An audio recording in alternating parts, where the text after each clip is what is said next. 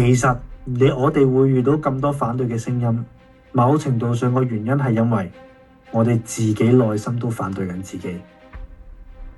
記住，我哋嘅宇宙係一塊鏡，呢塊鏡係映照緊我哋內心。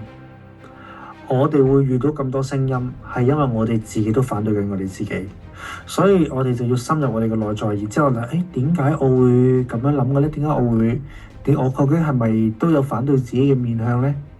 留意一下，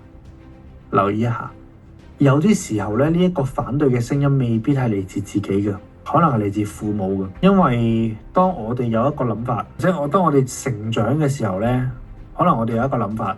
但係我哋嘅父母話俾我哋聽，呢個諗法唔啱。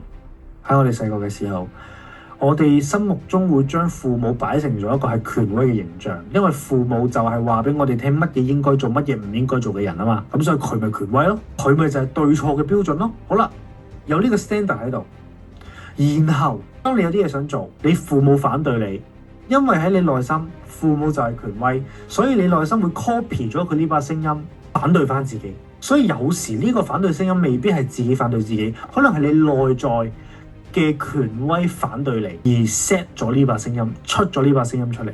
咁你要做嘅嘢咧，就係你要去處理翻呢一個內在權威嘅課題。OK， 父母唔係權威，18歲之前係，18歲之後唔係。